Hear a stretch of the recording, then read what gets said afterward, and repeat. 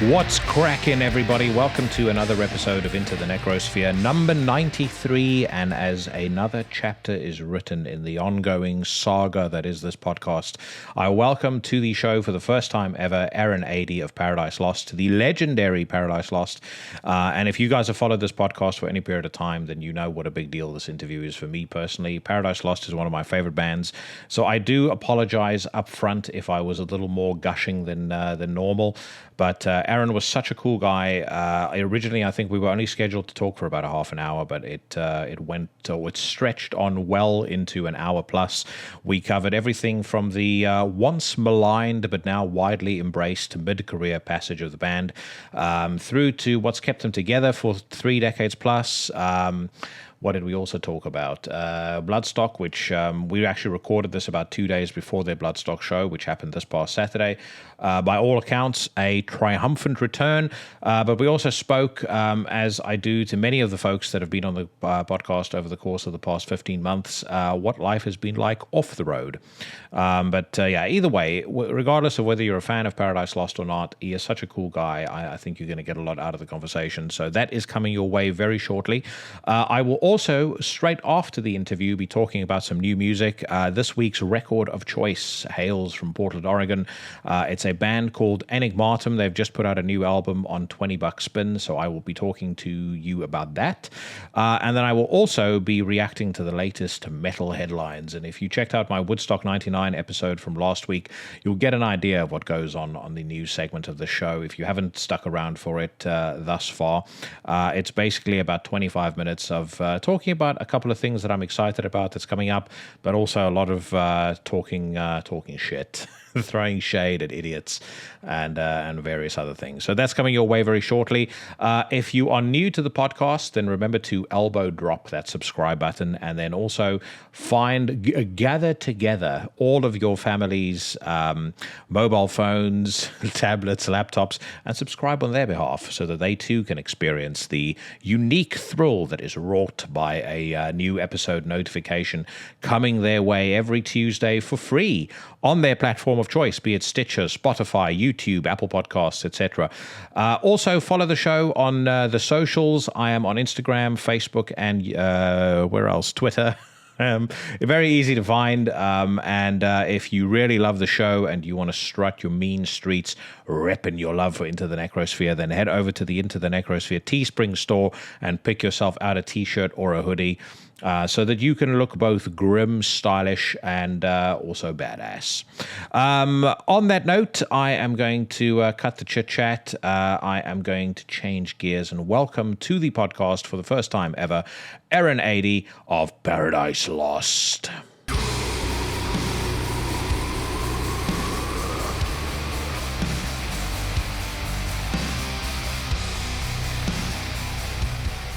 You won't remember this, but I spoke to you back in 2006 when In Requiem came out, and you guys, you were doing the interview cycle for it, and I spoke to you for Chronicles of Chaos. And the one thing that I took away from that conversation was, I said to a friend of mine afterwards, I was like, I've never met somebody in a high-profile band who's been around for as long as you'd been at the time, and who is still so into and loves the music that he makes. And that was a big thing I always took away from that. I remember seeing you on stage as well, and you kind of just you're just beaming with excitement to be there. And I mean, this was, I think the last time I saw you guys was when you opened for Danzig at the Brixton Academy. But I mean, you just looked like you were really good show. That really, I was about to say you just looked like you were enjoying the hell out of it. Yeah, I did. I really enjoyed it. I love playing live, and I always say that if the audience enjoys it half as much as I do, they've had a good night. I think that's the way I've always looked at it, you see. So, yeah, I mean, I do enjoy it. I think if we'd have, I mean, obviously, if there was a period in the 90s when we did Draconian Times and that did really well. I mean, there's not a temptation, but you'd find some bands might go, well, that worked, let's do it again. Whereas we completely went off. And I think going on such a wide journey and trying different things is the reason what it's kept fresh for us, really. And we've sort of come back to the heavy stuff, but we've come back to it because we know that's what we love, if you know what I mean. Sometimes you have to go away and discover to come back to where, where you love. So But yeah, no, I love playing live. It's going to be a weird one on Saturday. I haven't done besides the streaming show, obviously, but yeah, I haven't done a gig since February last year, which is. I was just about to say, Moscow was the last time you guys played, and that was February of 2020, right? Yeah, a couple of our guys were really ill on that trip, and at that point we didn't realise it was COVID. I mean, our drum tech collapsed on the flight, and Les, our tour manager, he got taken to hospital in Moscow actually at the end of that tour. Yeah, so but at that point, none of that went around the band. I think so. I mean, people have it in different ways, and obviously it was an early strain of it. I remember being quite tired. I just put it down to all the flying because in Russia, we were in Russia for about 10 days, and we were flying nearly every day to another. That we played in Siberia and stuff. So I just put it down to the changing times and the getting up for flights and things, which you do really, you know. Yeah. So we didn't really think about it. And when about a month or so after, when obviously lockdown happened, about a month and a half after we came back, Les actually paid for a private test. It turned out that he had it. So, but yeah, no, he's had his ups and downs with it really. So yeah, but yeah, no, it was weird at the time. Yeah, definitely. But no, I'm quite excited about playing a show. I had a bike accident a few weeks ago, so I'm a bit stiff all over. So I don't know how much movement I'll be doing. See what my neck will let me do on Saturday. But I think adrenaline will kick in. You know, I was about to say bicycle or motorbike. Bicycle, yeah. Bicycle. Was that with the heavy metal truants thing? Because you're a part of that, right? I'd actually been out cycling with some of the heavy metal truants. And I was on my way home. I was only about 400 meters from home, and I swerved to avoid something in the road and caught a wing mirror. Well, I don't actually remember it, but I just got up off the road, and there was like blood all over the road, and I couldn't feel my neck right well. But no, I'm okay. I've just been recovering. Anyway, I didn't really want to go on about that. But yeah, no, it's. No, man. Well, you could have made up a really exhilarating story about, doing being on a Harley Davidson and chasing after a bunch of hooded youths and on the mean streets of. I mean, you're based in Yorkshire still, right? No, I'm in London. I've been in London for actually 21 years now. Yeah. Oh wow. Okay. Moved for love, as you usually do, as gentlemen do. Well, I moved out to the countryside for love when I must confess I moved out of Kingston. Which is on the outskirts of London, and I have never looked back. I kind of feel like I can't remember which Martin Scorsese movie it was, but there's a moment in this movie where he talks about New York and he says, "I love and hate it in equal measure," and that's how I started to feel about London. There's things about London that I love so much, and then there's just things that after. I mean, I'd lived there for about 18, 19 years. I was like, I can't fucking stand this anymore. Yeah, I mean, we're very lucky. We live on a sort of like a private road, so there's the only traffic that goes up and down it. Well, these days it's Amazon deliveries and stuff, but I mean, literally the only people who walk up and down the street are the people who live here. So it doesn't feel like London on my street, so it's quite nice in that regard. Which has probably been the best for us because my wife's from Wales, I'm from Yorkshire. We're both used to nicer sort of open spaces than you get in London. But I've got a lot of good friends here. I do still enjoy it, But there's, we will leave it eventually. I don't want to be retired with a bent back.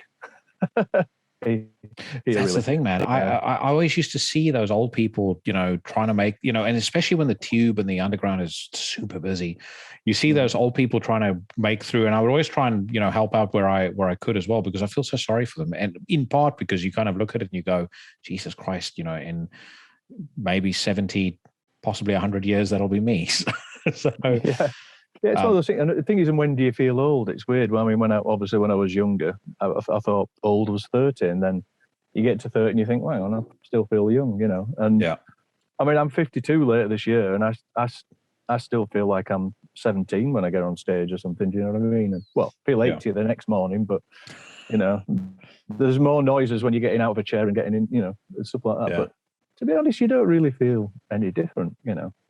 Your body complains a bit more, but that's it, I think that's what you learn as you get older, that you don't really change so much, Yeah, I would agree with that. I turned 41 this year. And I think the main thing that I do sometimes get this sort of panic, and I'll have like the odd sleepless night about it, thinking, 20 years time, I'm going to be 60, and then you start thinking, oh, Jesus, okay, what does the pension look like? And, what do I all need to do in the next 20 years? And then you realize, well, listen, 20 years is actually, it's a long time. And then you start arguing with yourself over, is it long enough? Is it, am I running out of time?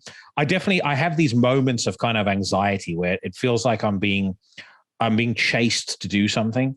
But I agree with you though, like the rest of it, you don't ever, I know people that really sort of embrace the age, and I personally think that there's a bit of pretense to it, but I've never sat there once going, I feel like I'm 41 years old. No, I think you do. I mean, it's just like you're leveling up, aren't you, basically? I mean, it's another number, but intrinsically you don't change yourself. Some things do get a little harder, but to be honest, if you look after yourself, it's as long as you don't even have to be that good at looking after yourself. Just don't be stupid. You know what I mean? Nothing in excess, everything in balance is fine. Yeah, and you've been a bit of a road dog for a big chunk of your career, though, right? I mean, Paradise Lost are a actively touring band. I was going to ask you, how did you adjust to that 18-month period of being at home? Do you know it's almost felt like a big pause button. In some ways, it feels like forever. In other ways, it feels like 2 minutes. It's bizarre, really. Especially when we rehearsed this week. The minute you see the band, it's like you saw them yesterday, in a way. Do you know what I mean? Rather than it being, last year when we did the streaming show, that was the only time I'd seen them since February. It's strange because I was doing an interview the other day, and I said I haven't spent this much time in the UK since I was a teenager, and I'm 52 this year. So there's been bits of it I've liked. It's actually been quite nice to sort of settle down. But obviously, all the odd jobs I said I was going to do during lockdown, most of them haven't happened, of course. You think, we'll lock down for 6 weeks. Oh, I'll get this done. I'll paint that, and I'll do this, and I'll fix that extractor fan, and then it just doesn't happen. I don't know why, but all of a sudden it's like the time's gone. But it has been strange. I'm looking forward to doing a concert though. The streaming show was great fun to do because it's great to see my mates, the crew, and the band and everything. Do you know what I mean? All together, and we do still have a really good laugh. I mean, that's the one thing that keeps us together. I think the fact we laugh together is very important. And I think that the streaming show was great for that purpose, but it made me realise how much I love a crowd to feed off, to be honest. Yeah. I don't care. The thing is, we've played... I've got couple of different... I always say these two shows are two of my favourites over the last 33 years. Obviously, Dynamo Festival in 95, co-headlining with Typo, and there was like 100... Well, you hear between 125 and 140,000 people there. And going on just as it goes dusk. And they all raise their hands and cheer. It's incredible moment. It really was. But then we also played in about 1992 or 3. We played in a Swedish pool hall to 150 people, and it was rammed. It was like a punk gig. I mean, the stage was literally about an inch high. So you're just face to face with a crowd like that. No barriers, no anything. And that's still one of my favourite gigs we've ever played as well. So it's more about the energy you get from the crowd than the size of it. I mean, we did an American tour a couple of years ago with Solstice, great lads in Solstice. And you always end up doing some filler shows because the distances are massive. So you'll do like a show in somewhere like Salt Lake City, which is not a great rock place, really. But we went there, we played, and I think there was like 60 people. But they were going in a big room as well. So it was quite, they had room for each of them to have their own mosh pit, basically. But they went absolutely mental, and they loved it. And it was like, that was better than some of the shows that were rammed in some ways, because the energy was like, and I've always been a firm believer is that if two people have paid in, they deserve the same show as anybody, a full room for me. I mean, I've got my eyes shut half the time anyway, so it could be a full room anyway. But I've always been of the belief that it's like, what you need them to do is like, you tell their friends that they should have been there. And then when you come back, hopefully they are. That's always the attitude to take with that, I think. But I'm there to enjoy myself. And if people want to come along for the ride, then they're more than welcome. I was going to ask you, just kind of circling back a little bit to age. Obviously you hit, or as a band, you guys hit a really big milestone back in 2018. Did the gravity of that hit you at the time, or has it since kind of dawned on you that you've been doing this for 3 decades plus? I don't think it's so much that exact moment when March the 26th, 2018. It wasn't my like birthday is March 27th. Wow, so it's a good omen. But I think over recent years, I think we've learned to feel quite humbled and very. The band are enjoying it as a people more than they ever have done. I think because we appreciate. I think what you do year on year is you learn to appreciate more, especially when you get older. You appreciate how lucky, how fortunate, whichever way you want to put it, you are to be able to be still doing something that you love. After a few decades, it's quite humbling, and it makes you want to live for each moment more, I think. Yeah. Is there, when you kind of look back over those 3 decades, are there moments where you kind of wish you had a do-over, or things that you wish you had known maybe in 95 or 1990 that you know now? Yeah, I think hindsight's a wonderful thing, but I've always been a fatalist. I'm very much in the camp that if you're happy with where you are today, then every step along the path to get you there was essential.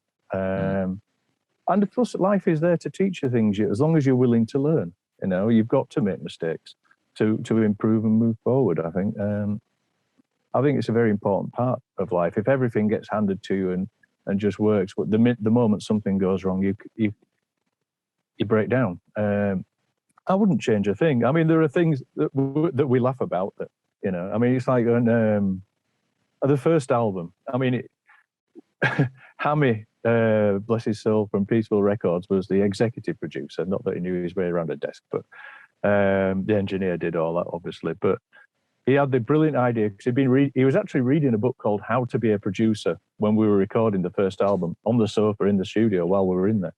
And he had this great idea that he'd read in the book of recording the guitars cleaner and putting the distortion on in the mix. So we were like, yeah, okay, because we were 19 and naive or whatever, but it didn't sound anywhere near as good as our Frozen Illusion demo, which was like a blistering wall of sound, and we were kind of disappointed, really, because we wanted it to sound like a tighter played version of that, which we did in Lion Studios in Leeds, which was basically a corridor. So we were all in one big line down this corridor recording live, essentially, and we did the demo. And it sounded great, but we didn't have the same guitars. But in some ways, it gave the album a unique sound. I'll put it that way. Yeah. I remember that. I remember reading Bonnie Greenway from Napalm Death was talking about that Frozen Illusion demo and was saying like that to him was one of the best demos that had come out of the UK at the time.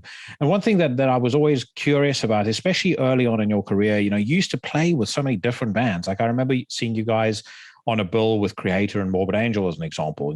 You couldn't think of two different audiences or a more different audience to kind of put you guys in front of, even though at the time I think you had just put out Shades of God. But how did you find, especially when the kind of gears shifted to Gothic and then Shades of God and then Icon, how did you find audiences were receiving the band at the time? Because you were doing something that I think a lot of people nowadays probably don't realize, especially if they weren't around at the time, they don't realize how different what it is you were doing at the time was. I mean, there weren't a lot of bands that did that, and most of the bands that sort of boom that came after out of Europe, I mean, they all very readily credit you for influencing their sound. Yeah, I mean, I think that's why we ended up playing with so many different bands, because we didn't really have anybody. Promoters didn't know us, and we were doing, because of the tape trading scene, we were doing mainly a lot of punk bands, and also, like Barney, well, with Napalm before Barney, with Lee Dorian and stuff, and then Benediction as well with Barney. That's how we first met. But we'd be playing also with like Christ on Parade and, like hardcore bands. It was quite a mixed bag, because we kind of didn't fit into any particular sort. I think we were finding our way as well, what we wanted to do. I mean, I think when we first started the band, I think if Tuds has diabetes and it meant he had more stamina for doing the fast stuff, we could have ended up sounding like Destruction or Sodom or Creator, because there were 3 bands that we loved, you know. But because Tuds couldn't keep up that sort of tempo all the time, I mean, we loved Celtic Frost, Trouble, Candlemas, and Sisters of Mercy and The Cure, and it was like kind of, so we kind of funneled all that kind of stuff in, really. But yeah, I think it is because we didn't quite sound like anyone. I think while you're finding your sound, the good thing was it's like Greg and Nick, we all liked the same things. We also liked different things on the side. And I think everything in the melting pot when we were first starting was, and learning to play our instruments, made it sound as it was, really. But yeah, I think, yeah, Tuds in some ways helped define the sound. Yeah, because he couldn't physically do he could do them in bits. That's why we had blast bits, and then it went back to like a slow riff, you know. So he could do them, but he just couldn't do them over a long period. So Tuds has got a big thank you from me anyway, because I like the direction we went in. So thanks, Tuds. So, I mean, he's my oldest friend as well. I mean, he sat behind me at school when I was 11. Did Tuds. Greg was in the next classroom to me when I was 11 years old. I met Nick when I was 12 or 13 through BMXing when we were kids in the early 80s, you know. So I was going to ask you actually whether you knew the guys when you were young. Because one thing, again, about the band, you guys have had a few changes behind the drum kit, but, you know, generally speaking, you know, the band has stayed intact for an extraordinary amount of time through highs and lows. And it's not often that you would see that. I know you touched on it earlier, you know, what it's like to be around these guys, but, you know, I guess creatively, you know, in terms of that synergy that you have as a band, what do you think keeps you guys together? Or is it that element of having grown up together and really in some ways having kind of grown up as musicians when you started the band as well? I mean, there's a combination of things. I mean, we all love the same comedy, so we laugh at the same stuff. I think that's a big part of it. If you can laugh together, like I said earlier, you know, you get on. I mean, the other thing is, because we've known each other well, we sort of grew up, and there's a lot of music we like together, so we used to go to the same shows and stuff as well. But I do think it's because you are friends before the band. It makes the relationship easier, I think, as much as anything. You know when somebody needs space, and or if they need an arm around them, for instance, you know. With the ups and downs everybody personally has over the years in anybody's life, you know. So I think that being friends first made a big difference, really, and then a common love for the music we were doing. So yeah, we've been lucky in that regard. What did you first think when you heard? Because for me, the you know, again, as a fan, the difference between Lost Paradise and Gothic, in some ways, it kind of set the table to me for almost expecting the unexpected with you guys. And so you and I touched on this when we spoke for Chronicles of Chaos as well, because at the time I said to you, like, I loved Symbol of Life. I loved Host. I loved, you know, I don't think there's ever been a Paradise Lost record that I didn't really enjoy. And it's because I kind of expected you to be doing something different every single time. But I wanted to ask, when that step change came with Gothic, what did you think when you first kind of heard the direction the band was going in? Because I assume that, you know, the original ideas would have come from Greg, honest, right? Yeah. But the thing is, you know, back then especially, we used to rehearse all the time. So he'd come down every time he had an idea. We'd be in the rehearsal room and we'd sort of play it, and it was good. The other thing is, it's like once you've got one record behind you, you feel confident with the next one, I think. Because we were sort of improving as players and broadening our musical taste. I mean, it was quite easy to get very blinkered with music styles, especially in the early 80s, because if you were a punk, you weren't allowed to like metal. If you liked metal, you weren't allowed to like, you know, rock, or, you know what I mean? It was very, and, you know, and the press was partly to blame for that, really. In some ways, blame's a strong word, but they were like very, very genre specific, because they haven't blossomed into like cross genres by early doors. And then you had bands like Motorhead made it easy for a punk to like metal, or a metaler to like punk, for instance. So there were, I mean, Motorhead for me were one of the first proper crossover. I mean, I love Motorhead big time, but it's one of the first proper crossover bands. So when we started trying to do something new, the thing is, well, I think the most important thing with Paradise Lost is we've always written the music for our own pleasure first. We've never, sounds weird putting it this way, we've never really thought about what other people think or whether they will like it. That's never been the concern. I mean, we're our own biggest critics, and we still are. I mean, we'll tell each other if we think a piece is not great or whatever.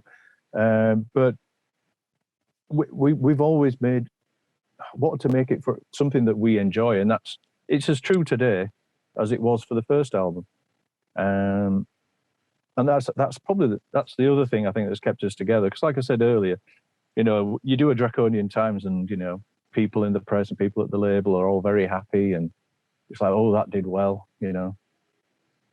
No, they don't say do another one, but there's that perception. It's like, all right, we can build on this, and don't think you're going to veer too far. But we were like, well, you know what? We've just toured to death for 2 years playing that style of music. We need something different to keep it fresh for ourselves, because we want to enjoy it. We want to enjoy what we do. We don't want it to be a labour doing it. I think if it ever got to the point where we weren't enjoying it, it would just end. It doesn't. It's not the financial behind it at all that drives PL on. It's the doing something new that we love, and it's always been that way. But I think the other thing that gives us a longevity is people can see that. I think if you're honest with your music, I think people can buy into it whether they like it or not. You know, I think as long as you're honest with it and you can be proud and say, well, I like it, as long as you can always, you know, be honest in that statement, I think it doesn't matter. I think it's a wonderful compliment and quite humbling when other people like something that you love. And then when you share it on stage, I mean, that's, you know, what people call a religious experience, but it's a beautiful emotion to have, being on stage sharing music you love with people who seem to be enjoying it as much as you know. It's fantastic. That crossover piece that you just mentioned now, I mean, the band whose t-shirt you've got on right now, I think don't get enough credit for the degree to which they one of my favorite bands blew the doors off for, you know, I think so many different styles of music to kind of come into metal. And that record in particular, I think, is massively underappreciated, Pandemonium. I mean, like my introduction to Killing Joke was on the radio back in South Africa when I was still living there. I remember hearing Millennium for the first time. My jaw was just like, you know, I was already by that point, you know, Mr. Death Metal. Everything that was in my you know, tape collection, it had to be death metal. It was rubbish. But when I heard that song, I just fell in love. And that whole record, even when you see them now and you see them do Exorcism live or something like that, I mean, Jazz is what, 72? No, he's incredible. he's actually, I went to their 50th anniversary or something? I went to their 40th anniversary show. They played, it was year before last, and it was on one of the hottest days of summer. They played in one of the venues they used to go to when they were kids. So it was like a tiny venue in Shepherd's Bush. But it was about 38 degrees outside. Inside it was awful. Poor Jazz actually collapsed during the gig because of the heat during the show. They were putting ice on him, and he came back on, and they were like, "Look," no, he said, "Look, I'm doing one more." But they had like a two-hour set plan, you know, for their anniversary. But, you know, everyone was more like, no, it's a bit warm, Jazz, especially when he's wearing the outfit, you know. But no, Killing Joke. But did he have the overalls and stuff on that he normally wears? Yeah, of course he did. Yeah. Jesus. He's a consummate showman.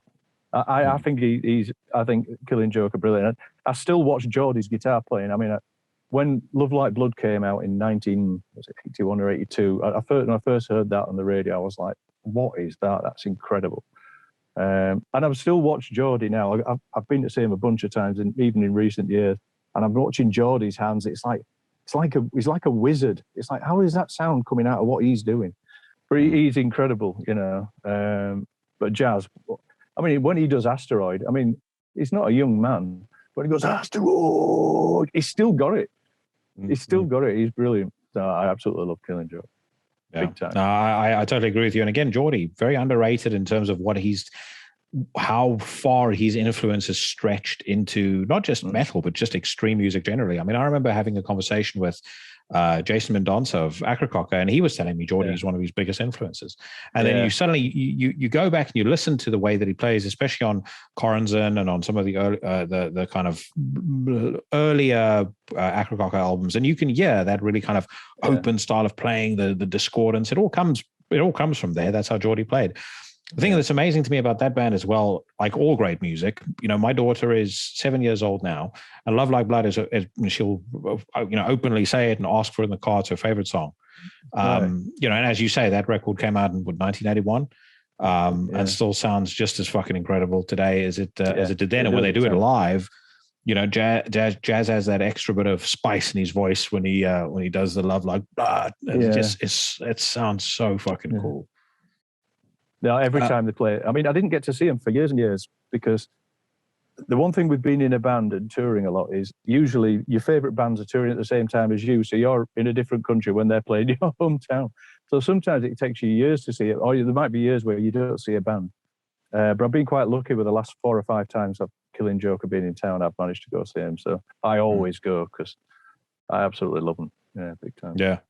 Speaking of crossover, I mean, you mentioned Dynamo 95, and that was with Typo Negative.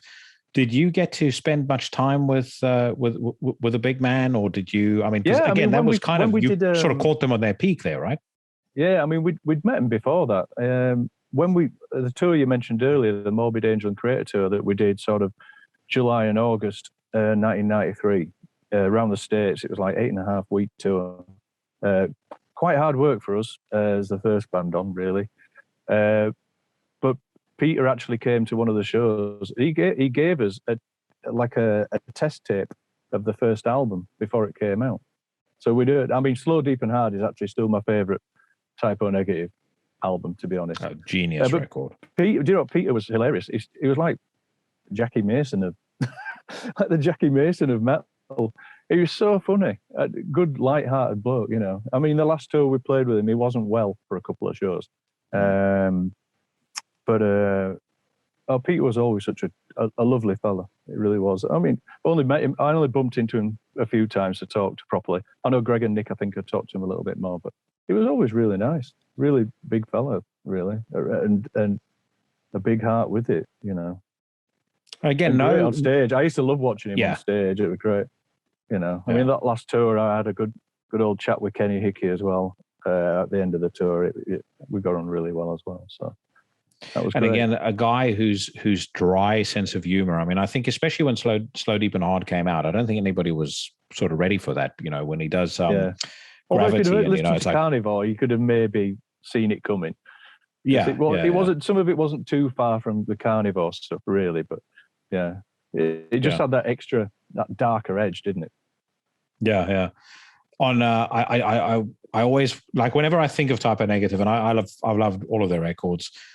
October Rust maybe not so much, but Slow, Deep and Hard especially. But that opening to Gravity, the 1, 2, 3, 4, I don't want to live no more. Just it was pure fucking genius.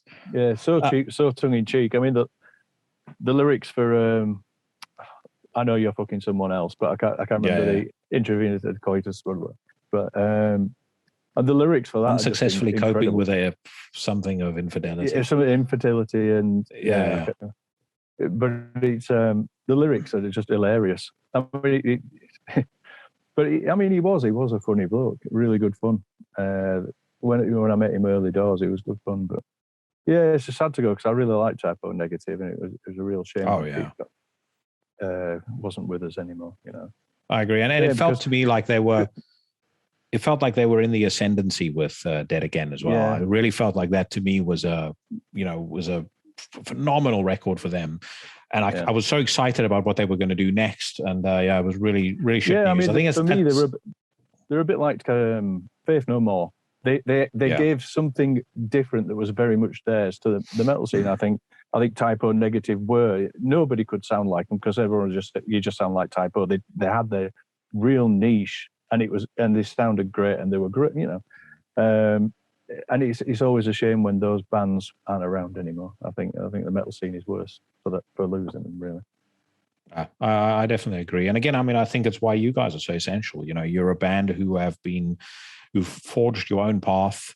I do feel like there's not enough bands like that. I think there's bands that are doing really great, very exciting things, within the genre that they're in. But I'm not sure there's enough bands where you look at them and you go, okay, you can't really stick these guys into a genre. That is just Paradise Lost, or that's just Typo Negative. Yeah. There's so many different things going on there.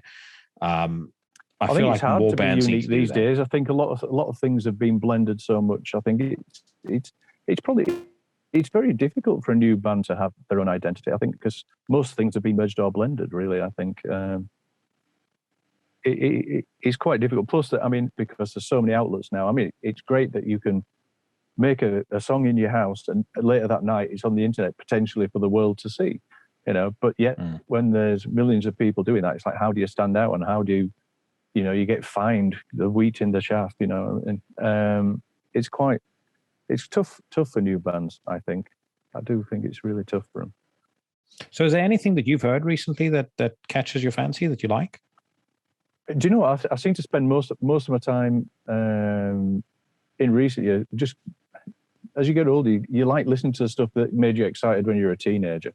I think more than anything. You do hear, I can't think of any off the top of my head, but you hear sometimes you get support bands or you play a festival and you hear something.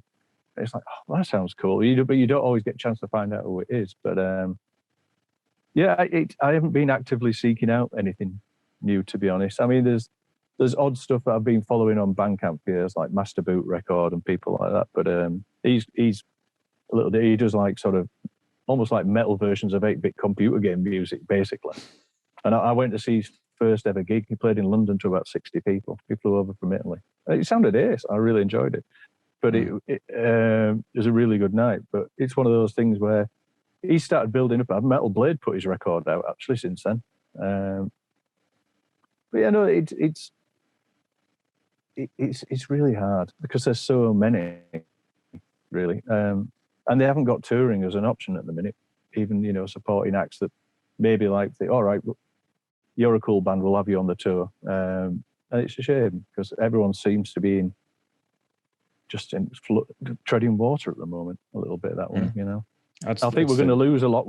I think we're definitely going to lose a lot of talented crew and a lot of talented musicians that aren't going to hang around. It's a shame with the whole COVID situation. I was about to say it's the golden age for one-man black metal bands. Guys recording black metal in their bedrooms. It's the best time for them. Profile. Yeah. Oh, for sure. Yeah. What do you think of your bandmates and some of the stuff that they've done? Outside of Paradise Lost, obviously. I often say to people with Valenfire as an example, that was almost Greg going, "Hey, listen, young bloods, this is what I can do when I'm fucking around in my bedroom with my guitar," and recorded three of the best death metal records in ages. Yeah, Greg really loves extreme music, and I think when he first did Valenfire, he was starting to want to do that with PL, but he knew that he had to he didn't want PL to go that way because he was wanting to write that kind of stuff. So he wrote it as a release so he could keep PL as a PL type band, if you know what I mean.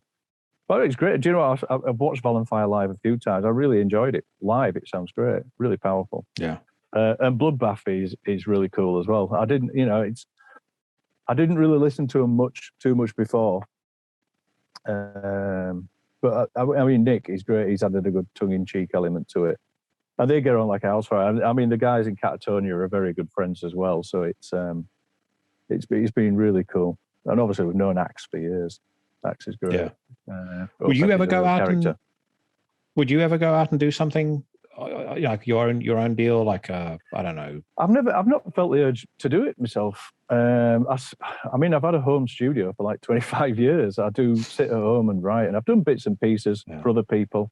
Actually, one thing I did quite enjoy last year, I did a lockdown session thing last year with a bunch of guys doing a Depeche Mode cover. I was just about to ask you about that, actually. Yeah, and do you know what? That was because at that point my wife and I were in Wales, where she's from, and we'd intended to go there for a week, see friends. And then we ended up, because they closed the border, we were trapped in Wales for 6 months. It was great, actually, by the sea. It was lovely. But I literally just had a laptop and a guitar, and the email came through, and I was like, at that point, festivals were getting cancelled, and then we were hearing that the tour in the autumn last year might not happen as well. And so it was one of those things where I think everything's just not falling apart, but everything isn't going as it should. And then the Depeche Mode song came along. And I listened to it. I got the email and I listened to it. It's like, this is really good. There was only a few of us involved then. I think it was like Az from My Dying Bride, and myself and Caleb. But then it was, as we started to add into it, and then Kenny Hickey got back in touch with him as well. So it was cool that Kenny's on it. So it's me and Kenny doing the rhythms either side. But yeah, it sounded great. He's done a really good job with it, Libra. It was a beautiful distraction when I really needed it as well, personally, mentally, and he's become a good friend actually. Libra, the guy, I talked to him, so he's a good fella. He's a very talented fella as well. But he brought that together really well, and I'm actually really proud of that. Oh, dude, I thought it sounded sensational, and I'm a big Depeche Mode fan anyway. Yeah, but I thought it sounded phenomenal. Yeah. And I spoke to. Sorry, you were going to say? Yeah, I'm a Depeche Mode fan. I mean, I bought, going back to the pigeonholing thing where you weren't allowed to like other things, I bought People Are People on single in 1984, I think it was. Around the same time, I was starting to listen to like Metallica and stuff like that. So, but I bought it and I didn't tell my friends because you weren't allowed to like Depeche Mode if you liked metal. Oh, that's how you get your ass whipped for that. I've always liked Depeche Mode. I've still got the single. Yeah. It's in storage now, but yeah, it was great fun to do that with it and do something different, you know. I tried desperately to convince Aaron of My Dying Bride to do what's the song called? Shake the Disease. I was like, oh yeah, if you put that through through your, with your voice, with I don't think you should go overboard with kind of trying to metalize it. But just add a little bit of extra spice to it. That song would be so fucking cool. I mean, it's one of my favorite Depeche Mode songs anyway. But it's a first song I can ever remember in my life listening, hearing, and liking. And I remember loving it so much when I was little. I used to run around the house singing it to myself so that I don't forget what it sounds like until I finally got hold of it. Well, that's the joy of music, isn't it? I mean, music makes you feel like that. I mean, that's why we love it, isn't it? That's amazing. That's a cool story, actually. Do you feel vindicated by the huge amount of love that has been lavished upon Host and Symbol of Life? And I feel like a lot of the flack you guys got for those records seems to have been forgotten in 2021. And it was amazing, especially with Host, by how many people came out and was like, I've always loved Host. And actually, for the record, I have always loved Host. So for me, it's like, I almost was like, well, where were you motherfuckers, 15 years ago? Yeah, I remember the attendances for that tour. But do you know what? I mean, again, so I was going to say I was back in South Africa at the time. So I only, heard the music coming out. It was different, but I just, again, like I said to you, I sort of knew from the get-go what you let yourself in for with this band is they're going to do what they want to do, and it'll be something different. And I loved it from the off. But yeah, you just alluded to something there that I'm curious about. So the attendance has dropped. People were pissed. Yeah, I mean, EMI spent a lot of money on promotion as well. But I think, it was lower attendance, but they weren't bad. It was actually, and do you know what? The song sounded so much harder live. I think the one thing with the Host was it was a bit of one of those perfect storms where the picture of us on the front, all with short hair, the fact that the music had changed and we were on EMI, I think those three things, people just naturally assumed that EMI had asked us to do that. And to be honest, EMI, when we gave them the album, they went, oh, we expected something heavier. But, we needed to do that. I mean, for me, as a guitar player, because Greg was working a lot on keyboards at the time, and I was like, oh, can I try and do that on a guitar, that sound? So some of the sounds that sound like keyboards are actually guitars. Yeah. And I've obviously in the past we've had that many effects to play with, especially as a rhythm player. I found it quite exciting to make in one way because it was a fresh challenge. And I think we needed to throw ourselves a curveball to come back, because we'd got to the point where we'd been touring, especially sort of between Icon and Drac Times, those 4 years. We had about 6 months off in those 4 years, and it was touring a similar sort of twin guitar music. I think we needed to do something different. I think Greg especially needed to do something different, or else it'd have driven him batty, I think. And I think he thought, you know, it's like, well, you know, people will be fine with it. But then the production, it didn't quite have the same. None of the guitars had that edge to it. It was a very pop production, which also didn't help. When we played it live, it sounded heavier. It's like now when we play So Much Is Lost, it fits in next to Beneath Broken Earth and next to, you know, Sage's Words, because the guitar tones are the same. So that kind of helps it all blend in. It just adds another flavour live. And Gomez's remix actually is really good, if you've not heard that. Gomez, who produced our last few albums, he remixed Believe in Nothing, which is another album we never liked the mix of. He's remixed Hosts, and he's done a really good job on both, to be honest. Well, one of my favorite Paradise Lost deep cuts is on Believe in Nothing, Never Again. Which I think is fucking phenomenal. And again, you mentioned how good some of those songs sound live. I remember seeing you guys at the Astoria back in, this would have been like 2003, 2004, and you did Pray Nightfall as part of the set. I wish we'd played that. I wish we'd played that. I love that song so much. I want it back in the set. I agree. But yeah, it's just Nick's not always up for it. But yeah, it'd be nice to get it back in. He uses it sometimes as a warm-up with our guitar tech, Millie, who's actually he's playing keyboards and backing vocals at the Drac Times show at Bloodstock this weekend. But in the back, they'll be in the dressing room and they'll be doing the Pray Nightfall, you know, harmonies together to warm up, like almost barbershop in a way. But yeah, I'd love to play that again. I think that's such a great chorus. I mean, we have got some amazing choruses, some great hooks, but it's just difficult with 16 albums and numerous B-sides. It's trying to fit in all the songs you want to play into the time you go on stage, really. There's so many I'd like to get back in, like Disappear on 1 Second. I'd love to get that back in the set someday. Horizon's End, I'd love to get that back in at some point. But it's just... Fucking fantastic. And occasionally, we do bring them in occasionally, because Walter here, our Finnish drummer, is because he loves PL before he was in PL. He's always like, oh, can we do this one? Can we do this one? And we'll go, yeah, right. So it's quite nice. He's helping us bring out some songs we haven't thought to play for a bit as well.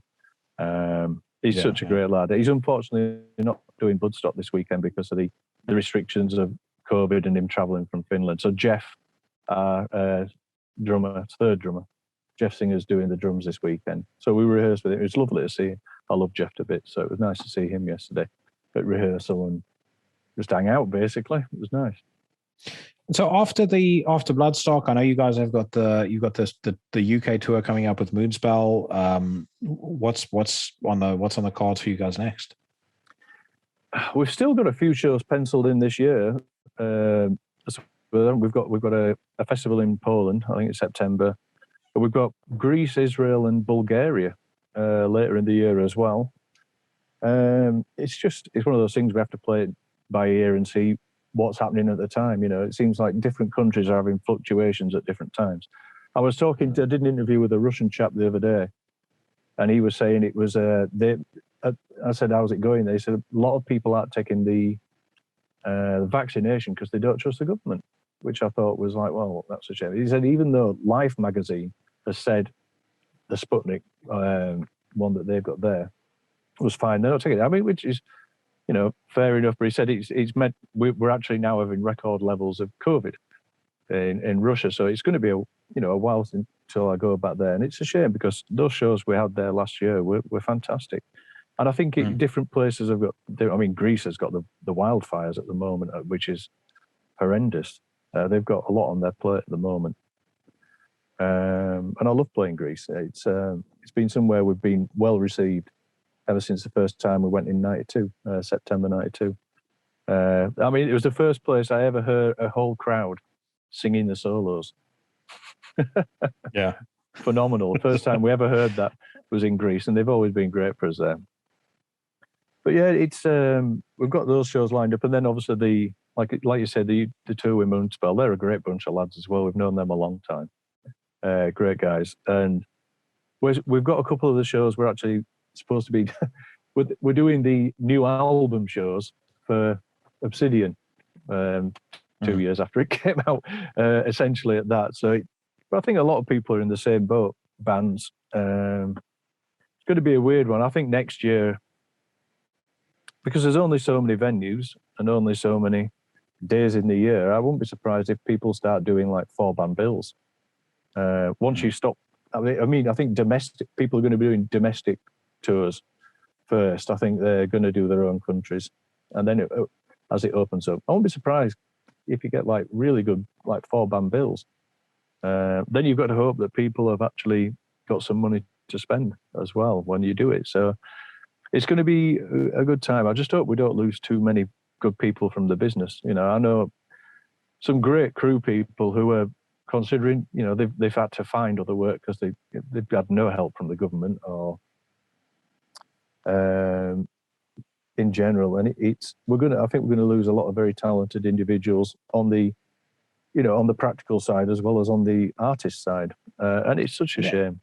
I was just about to say as well that seems so unfair if you think about. I mean, I fortunately didn't have to go on furlough, but if you think about the furlough rules, I would have thought that would apply to somebody who's, you know, on a road crew or, you know, in you know, part of kind of the band's supporting. Well, I don't want to call them staff, but you know what I mean, supporting. Yeah, team. I think a lot of people fall through the crack though, because a lot of it's word of mouth, and you don't get a qualification a lot of the time to be like a guitar tech, or, you know, there are some qualifications. Obviously, if you're a luthier or, you know, if you're a lighting engineer, you might get your rigging things, you know, so you know how to do climbing and using cranes and things. But a lot of people, it's word of mouth, and they don't. When they say it's like qualifications, when you're applying for stuff, it's like.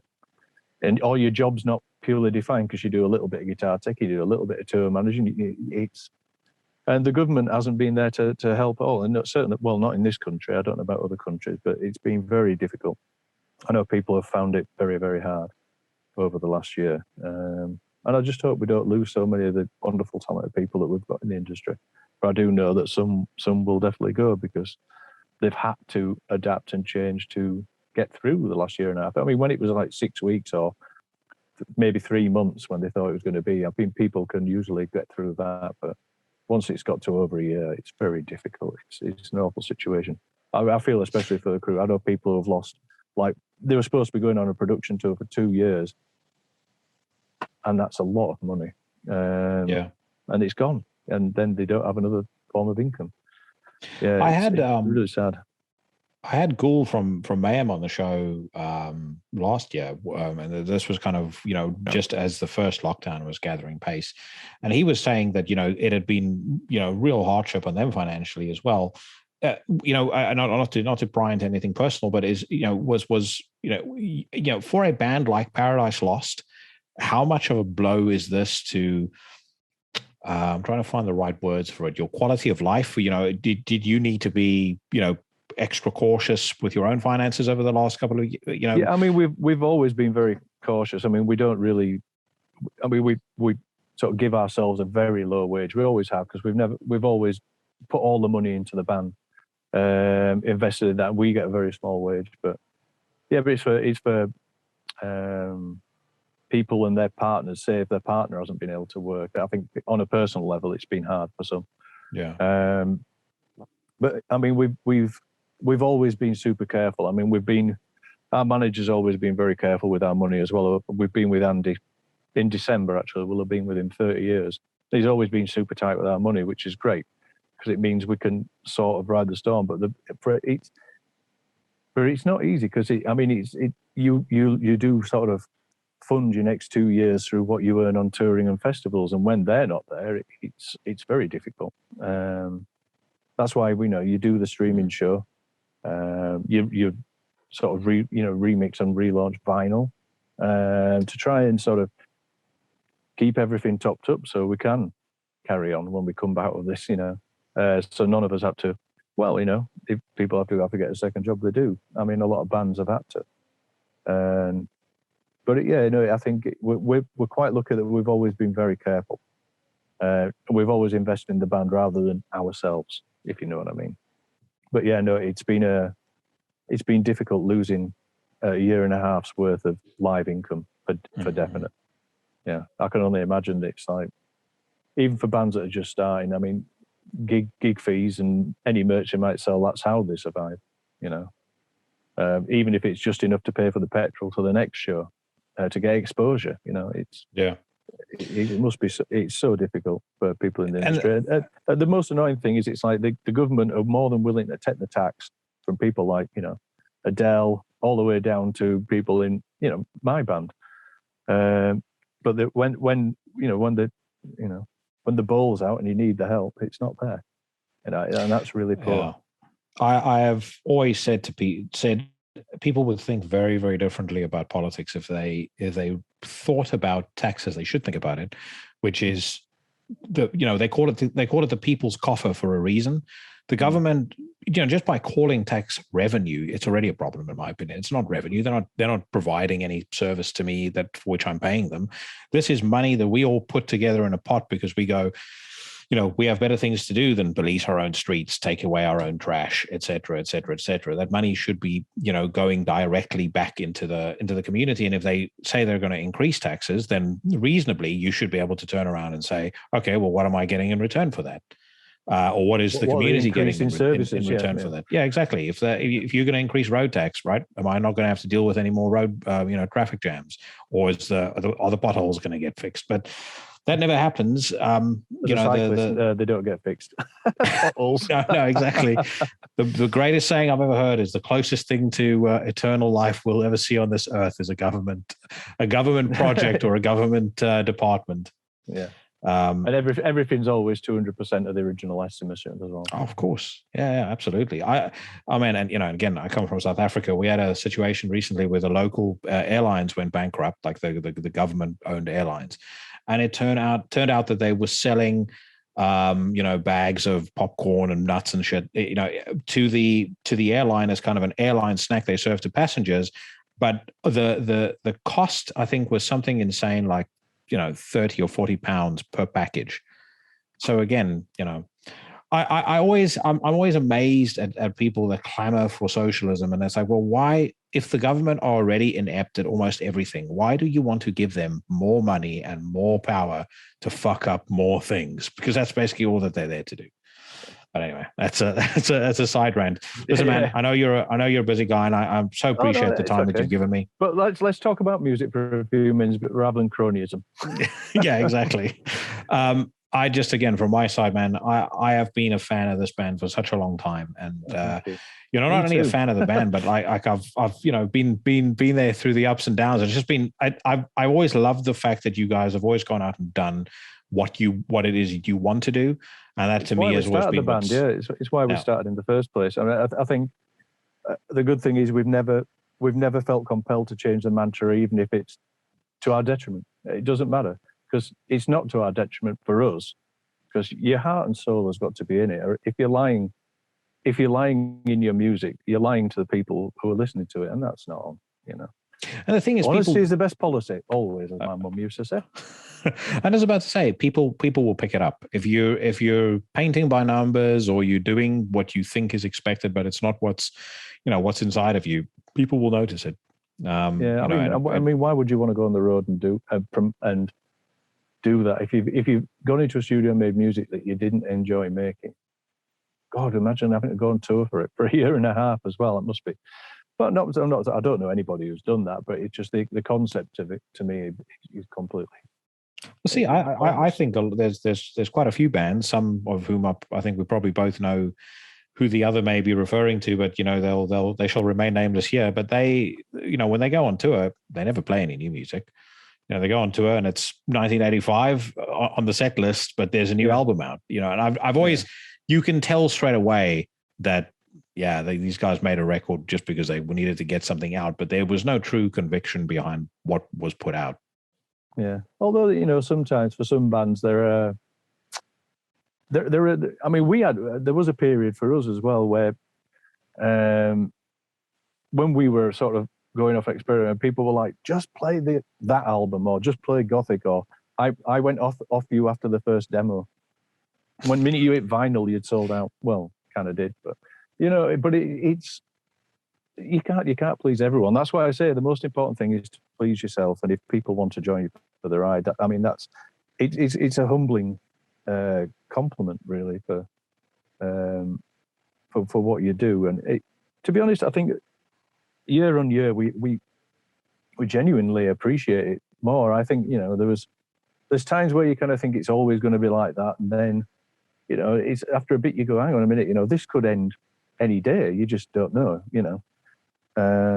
especially when you see so many tragic people passing away through mental health issues, and it's you could sometimes see the cries for help, but they never get the help they need fully, or and it's so sad. And I'm glad that mental health is actually put forward more, and people are actually willing to talk about it rather than just the stiff upper lip kind of thing. I think it's important because if people don't know, it's difficult for them to help.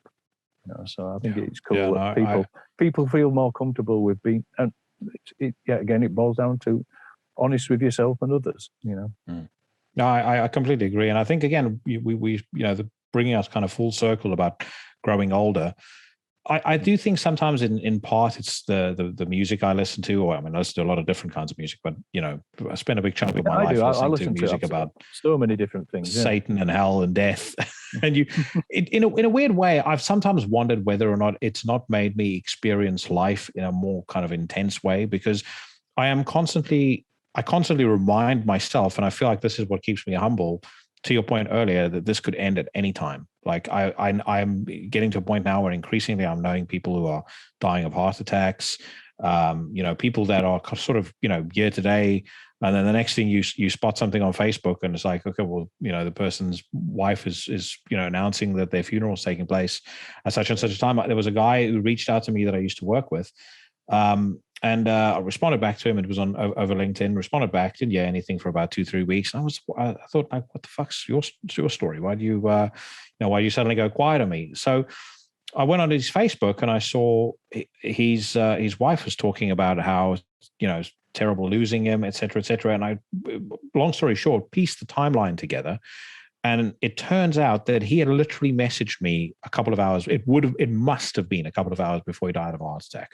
Like I was 42 years old, and you just like that just hammers home that unfortunately this is not going to last forever. So extract every shred of enjoyment and positivity and pleasure out of what you possibly can. Hateful as well. I don't understand people. Unfortunately, in the UK, we've had very divisive politics over recent years. It's just made people so angry, and people who weren't before, they would actually talk. Whereas now it's like there's very polarizing, and it's such a shame to see that, because people don't want to discuss things anymore in the same way that people used to do. Or maybe they were just being polite. Maybe, I don't know. But it just, it just seems.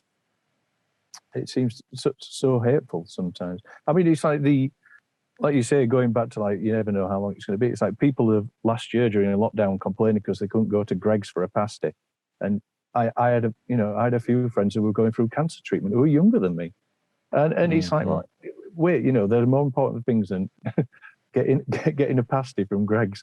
It's like there's more to life. All right, if it makes you happy, it makes you happy. It does make me happy sometimes getting a pasty from Greg's, but people sometimes put too much importance on some things, and I think it sometimes, unfortunately, takes a big kick in the arse from either someone you love or yourself personally going through something for you to give you the wake-up call, and that's a shame. I think as you get older, you do get more appreciative of it, of how fragile and everything is around you. And I think funnily enough, when you're saying you were 41, it's like once I was getting into my 40s, I started feeling more mortal. I think that's the best way to put it. You feel a lot more mortal about things. It's like, when I was in my 20s, I went skydiving, I went doing all sorts. It's like, wouldn't do it now, to be honest. Yeah, no, definitely not. You know, I mean, me and my mate were just like, oh, let's go. I mean, it's like about 3 weeks after I did, we played the last ever Monsters of Rock at Donington in '96 with like Kiss and Ozzy. That was also my last gig with long hair. About 3 weeks after that, me and my mate said, come on, let's go skydiving. Hey! So we went skydiving, and it's like, I just wouldn't dream of doing that now. Oh dear, yeah. Brother, just give me a nice comfy chair and a cup of tea, and I'm happy. Yeah, thank you so much for your time, man. And I hope I'm going to catch you guys at. Oh yeah, no, for sure. I hope I'm going to catch you guys live again at some point soon. I'll definitely make a point of catching the Electric Ballroom show when you play next year. But yeah, like I said, real pleasure for me to talk to you, and I hope we bump into each other again down the road. Pleasure's mine as well. Well, thanks for the interview, it's been really nice and refreshing just chatting, which I generally end up turning interviews into. I like a good chat, so thank you very much as well. Good. No, that's the best compliment I can get. Anytime someone tells me this was different to any other interview that I've ever done, I'm like, perfect. That's mission accomplished as far as I'm concerned. It's not an interview for me. My whole idea of doing this was I used to do these interviews for Chronicles of Chaos, and I would have conversations like the one that I had with you, and I'd be like, I wish I could just, instead of transcribing this and putting it on a website, I wish somebody could hear this, because there was a real back and forth conversation. Yeah.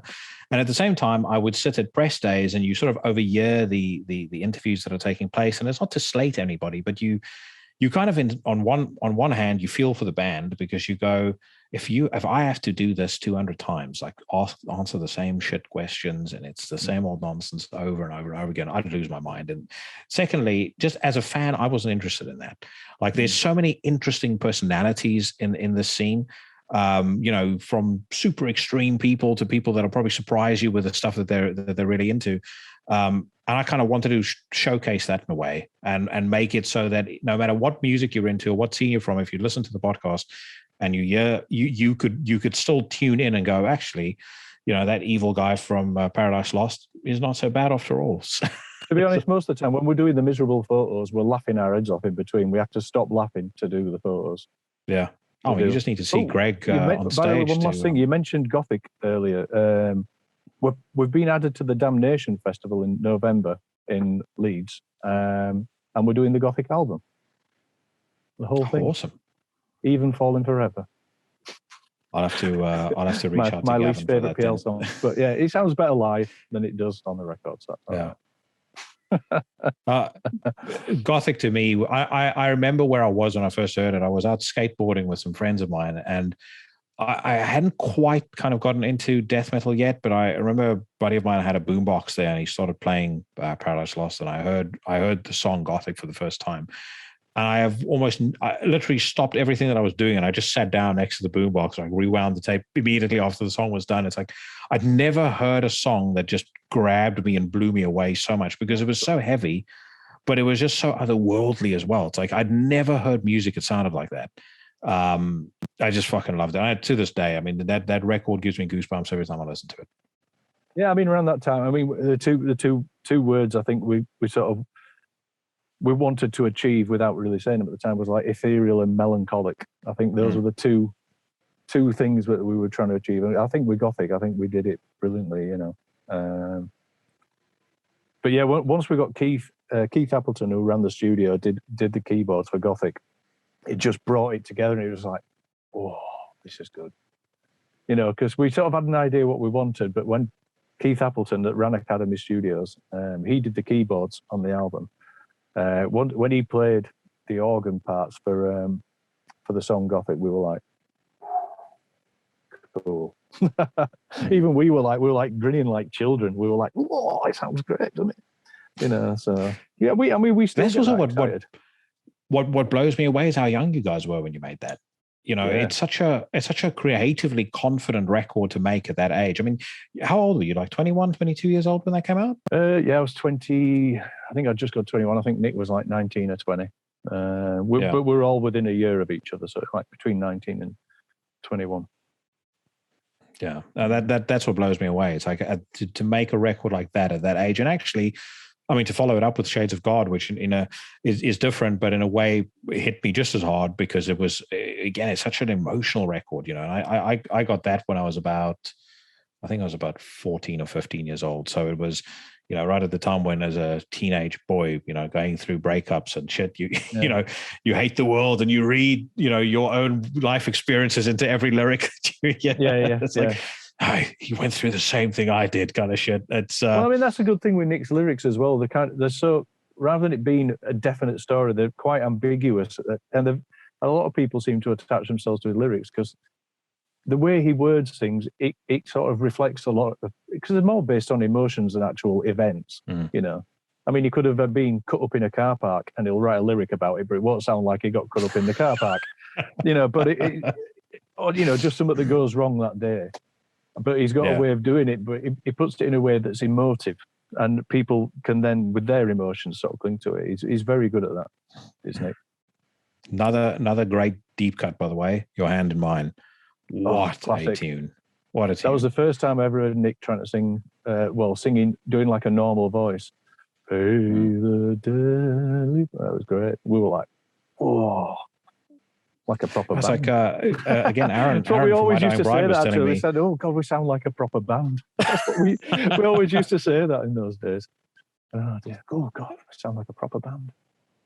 Aaron, from My Dying Bride, said to me when he did clean vocals for the first time, he had like a T-shirt pulled over his head and he turned his back to the band. And they were like, what the hell are you doing? Carry on doing it. Nick never wanted to sort of sing in front of us either, especially early doors, no. Same thing. Quite a personal space to get yourself into, I think, for a singer. It's quite, and because it's your own voice, you're very exposed. And plus, when you listen to it in isolation, he didn't like us in the control room early because when the vocal is very loud, because you're checking it, not mixed in with the music, it can freak you out a bit if you're the singer. So yeah, I mean, Nick was the same. He'd turn away from us or whatever to do the vocals. Just to get space, just to stop looking at us laughing and stuff. Anyway, to be honest, not at his vocal, but it's just we were just giggling about stuff all the time anyway because we were just kids. But we still do. We still do, to be honest. I spoke to a guy called his name is Kane Cressell. He's the vocalist for a band called the Amento, who are phenomenal. But he was talking to me. He's a vocal coach, and one of the things that he was talking to me about was when it comes to clean vocals and just vocals in general, is what he tries to teach people is.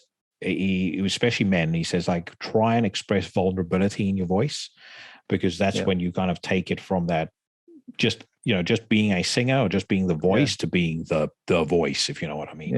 And what he often gets them to do is he often gets them to listen to female singers, and he's like, try and listen to that and sort of get a sense of what she's doing and then interpret that through your own voice. And again, I mean, I think if you just kind of playing your Hand in Mine back in my head, I mean, again, there is a real vulnerability to that track, and which is probably why I love it so much. And it was, as you say, it's the first time that you actually hear Nick on record being that vulnerable, which is just, as I said, I think it's part of the magic of it. Yeah. I mean, it's a long song, but it would be nice to play it again. I used to enjoy playing that song live. The good thing with Shades of God, though, it's just like, I remember when the first time we rehearsed after we'd written it, we'd literally had Greg still does it sometimes. He had like a chart of riffs, because it's like one song, there's like 11 different riffs, but they come in at different times. It's so easy to get lost. We used to sort of like chart it out when we were rehearsing until we got it nailed. But yeah, no, it's a riff city is Shades of God. But yeah, crikey, that's 30-year-old next year. Yeah. Goodness. All right, brother. Good luck on Saturday. Catch you very soon, I hope. And like I said again, just so very much appreciate your time. Oh, bless you. Thank you very much for the chat. It's been lovely. Cool. All right, man. Hopefully see you at the ballroom. Oh, definitely. I will definitely be there. Speak soon. Cool. Bye-bye. Take care, mate. Bye-bye.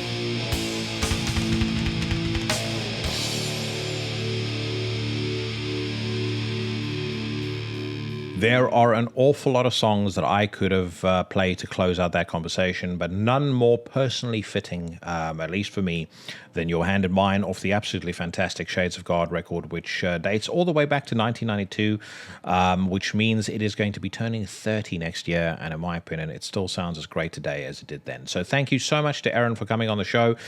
Make sure that you check out the At the Mill live record that Paradise Lost just put out, as well as all the re-releases, which they are currently, I mean, some of them I think they're putting out independently, but either way, it's cool to be able to have access to stuff like Symbol of Life on vinyl. So if you're an audiophile and vinyl is your thing, then make sure that you pick those up. And hopefully Aaron will return to the show at some point in the not too distant future. But yeah, just really, really enjoyed having him on. And once again, I'm sorry, but also not sorry about the fact that I was very gushing on this particular episode of the podcast. But, when it comes to favorite bands, Akrokaka and Paradise Lost are kind of the two guys at the top of the heap, the two bands at the top of the heap, I should say. Onward now to some new music. And the record that I want to talk about this week is the sophomore effort by Aenigmatum out of Portland, Oregon. It's called Deconsecrate. It is the sequel to their self-titled album that came out, or self-titled debut, I should say, that came out in 2019, and it was released this past weekend on 20 Buck Spin, who themselves, it should be said, are having a banner year with releases like the new Woad, the last Witch Vomit EP, etc. But back to Aenigmatum, pretty much from the moment that Forged from Bedlam blasts the album into being, it is clear that these four Portland lads are plenty pissed off, which is understandable given the fact that Ted Wheeler is the mayor of their hometown. But what is also evident pretty early on is that this record is not just about anger. I mean, as much as there is a kind of strong... They describe this as black and death metal. I think it leans more towards the latter than it does the former. But what this definitely is not is a replication of the first Hate Eternal record, as an example. There's lots of blasting and there's lots of violence, but there's a whole lot more to it as well. One thing that stands out in particular is the dexterity of each individual member's performance, from the drums to the bass to the vocals. Everything sounds absolutely sensational. I mean, this doesn't sound like a band that's been together for 2 records. It sounds like a band that's been together for about 10. And on top of that, I think it's wrapped up in a really nice production where all of the instruments sound very clear, very hard-hitting and impactful, but everything has enough air between the instruments so that you can really kind of pick out what these guys are doing. The other thing that I think stands out about this record is the fact that much as their technicality is very evident, what has stepped up significantly from the debut is the band's ability to craft a song. And I really do believe that their songwriting ability has multiplied by a factor of 10 for this album. A great example is a track called Disenthralled, which kind of dabbles in immolation territory for its opening stanza. And then it sidesteps its way to a sequence that sounds like pretty much something that Chuck Schuldiner would write in 2021, which again, if you know me, is a massive compliment. And I think, that is a good summation of one of this band's greatest qualities. It's never afraid, or they are never afraid to show off their influences, but they also never dwell on them so long that they you can write them off as imitators of anything. As a matter of fact, I think one of the things that they've managed to do on Deconsecrate very, very well is to tread a well-worn path, at least on paper, and somehow make it all sound very fresh and exciting. Which to me is something that I think needs to be celebrated, and I think that Aenigmatum can really pat themselves on the back for a job superbly done. Deconsecrate is an excellent record, one that I would highly recommend you check out, and I am going to prove it by playing one of my favorite tracks off the album right now. This is called Fracturing Proclivity.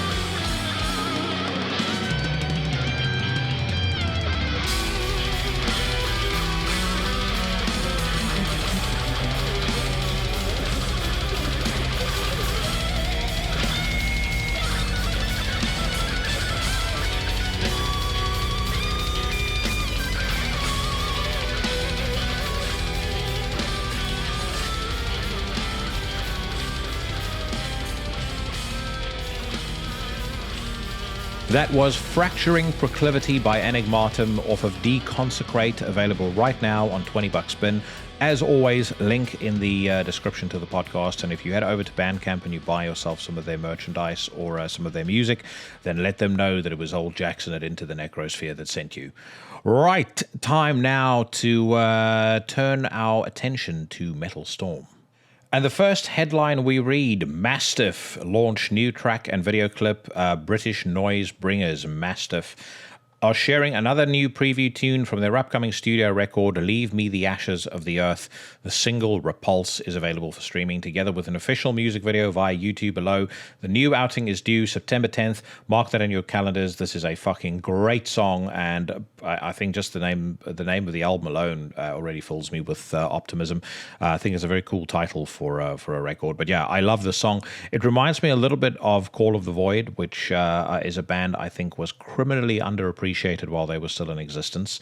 One who I would have loved to have gotten on the show at some point as well, because they kind of ended the band split up right around the time that that this podcast was launched. But anyway, that aside, very, very cool tune. The video I'm not so keen on, but then again, I'm generally not keen on most music videos, so don't let that put you off. But this is fucking excellent. Kudos to Mastiff.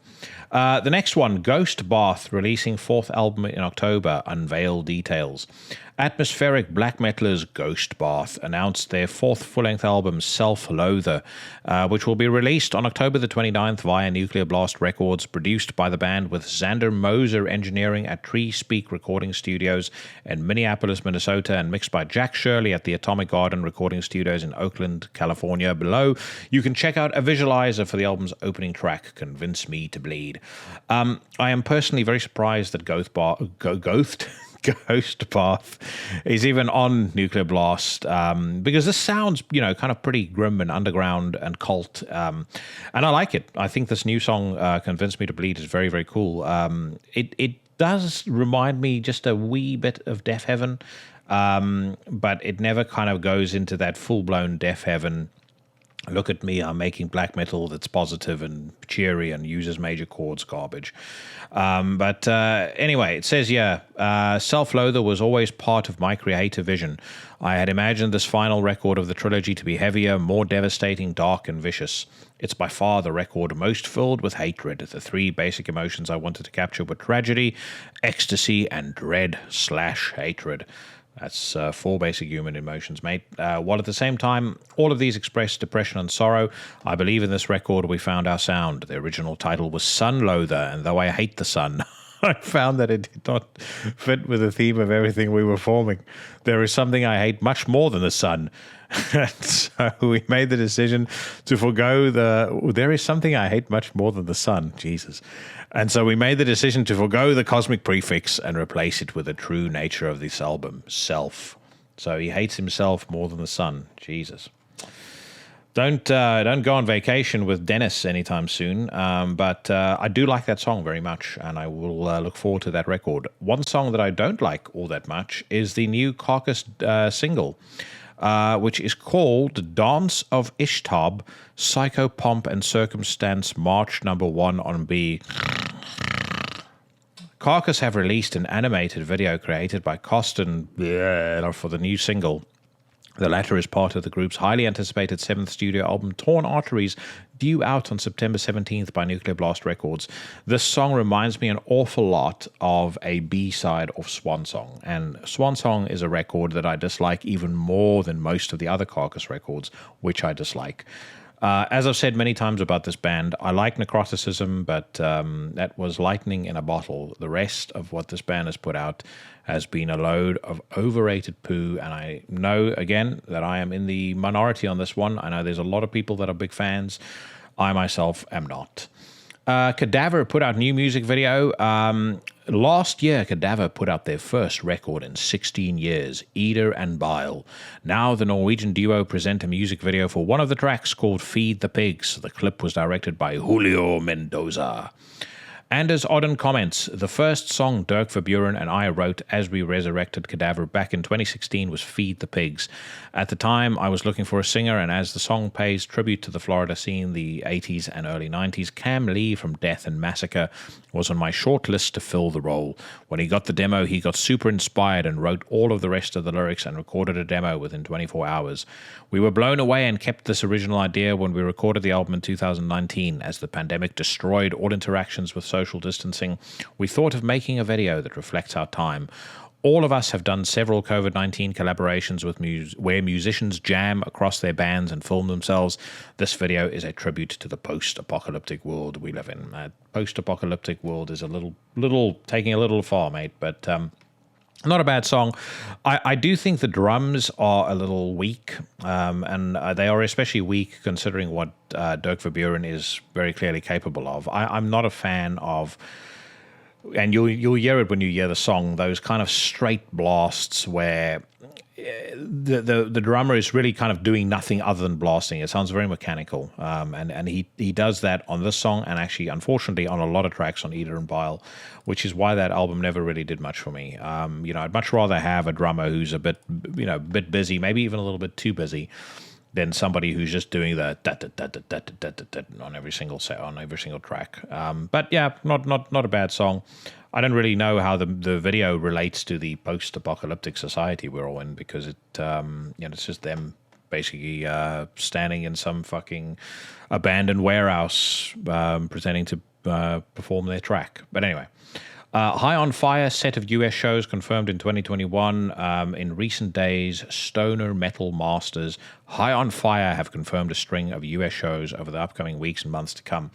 I don't care about the shows in the US, although if you're living in the US, make sure you go check them out because they are fucking awesome. I don't really think you should call High on Fire stoner metal because I don't really. I think if you call them stoner metal, then you probably should call Crowbar stoner metal as well, and I don't agree with that description either.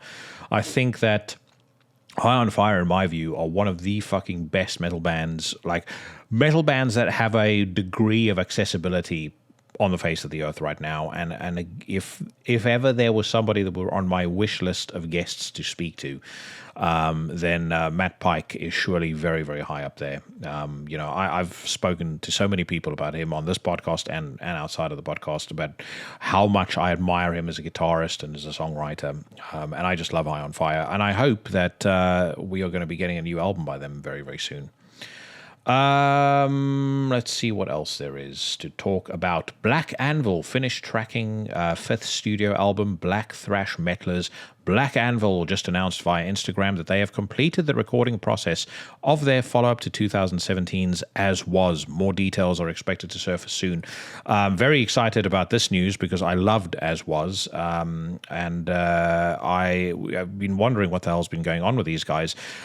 Interestingly, featuring the stylings of Travis Bacon, son of the famous Kevin Bacon, and it's very interesting when you try and when you read up about Travis in some normal rag like Variety or fucking I don't know Vanity Fair or whatever websites he's appeared on, and they try and make sense of his presentation and of how he looks and of his social media and stuff like that, and seem a bit confused. But kudos to him for kind of not going down the celebrity route or the route that his dad went, and following his dreams and being in a band which, by all accounts, in my opinion, are fucking badass. They've put out 4 absolutely top-notch records, and for me, As was absolutely at the pinnacle. I hope, because I think As Was, if memory serves me correctly, was out on Season of Mist, so I really do hope that they will be available for interview, in which case Katie can organize one for me. I'll play the Kevin Bacon game with Travis.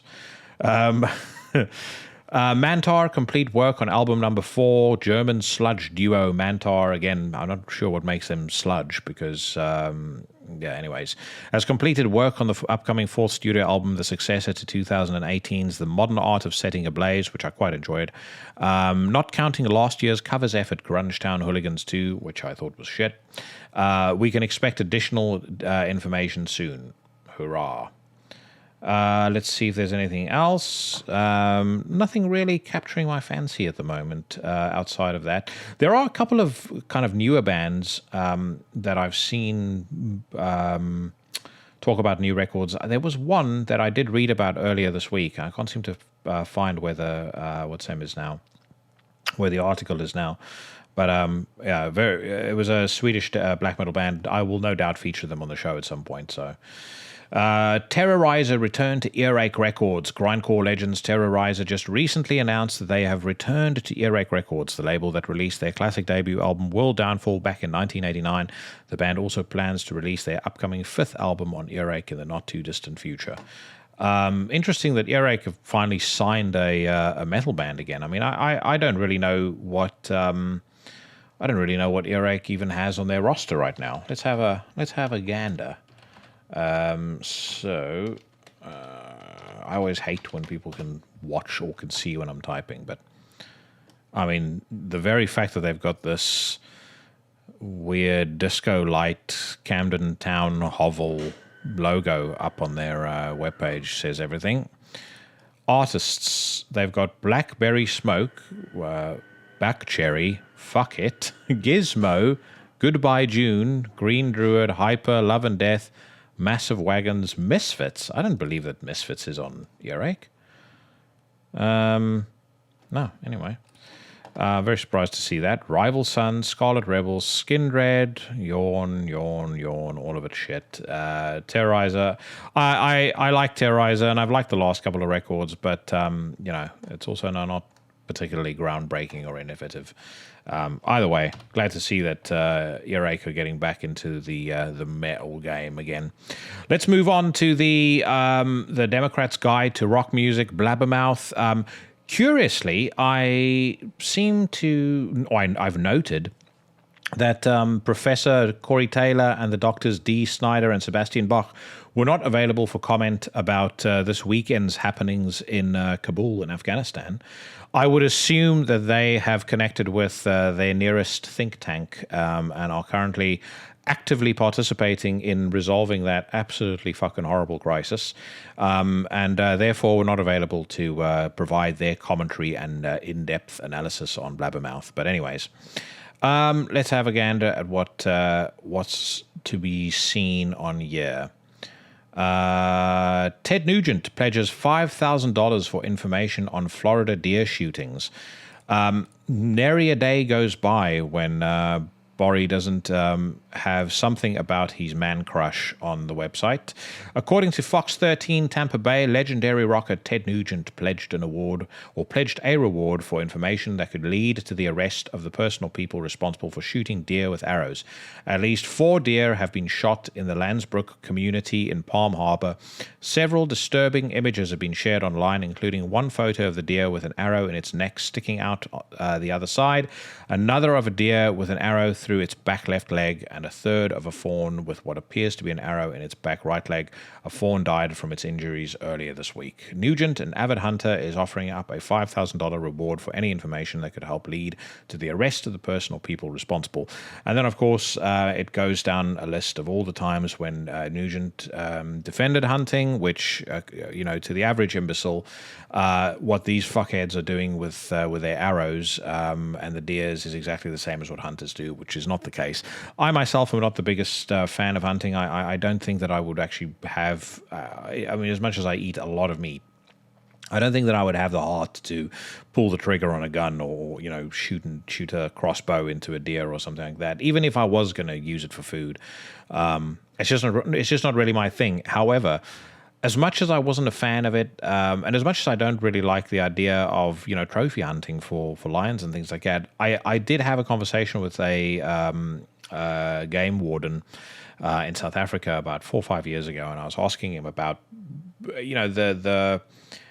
the reality of hunting, and he did kind of school me on a couple of things that I hadn't necessarily thought about before. One of which is the fact that a lot of these game reserves can only or only get so much money from the people that come to visit, from tourism, to be able to look after the animals properly. I mean, you can imagine how much an elephant eats, as an example, every single day, or how much a lion eats every single day. And the fact is, the natural habitats for these animals are on the wane. The only place in which they can thrive and survive are game reserves.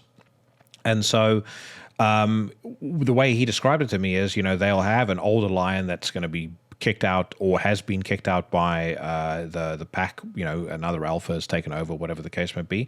And then, that lion is then sold for hunting purposes, which is shit. But, the way he described it is you get more money from that than you do from about a month or 2 months or 3 months of kind of total tourism costs, and that money is then plowed back into the animals on the reserve, and so you are able to increase the numbers, increase the abundance of the animals, etc. So, did that completely change my opinion on it? Absolutely not. I mean, again, like I said, it's not something I would do.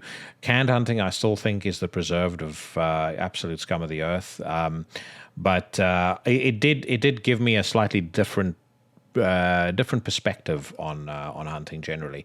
As far as these fucking scumbags, shooting arrows at deer, I mean, I think the ideal way to deal with them would be for one of the predators to pay them a visit. Speaking of which, I rewatched Predators, the 2010 film, last night. And I have to say, I don't know if it's because of the fact that most of what's coming out of Hollywood right now is unwatchable shit.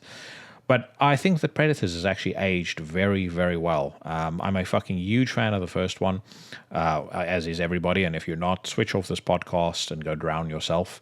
I have a soft spot for Predator 2 because I think it was given more shit than it really ought to have been given. I think it's actually quite a cool movie.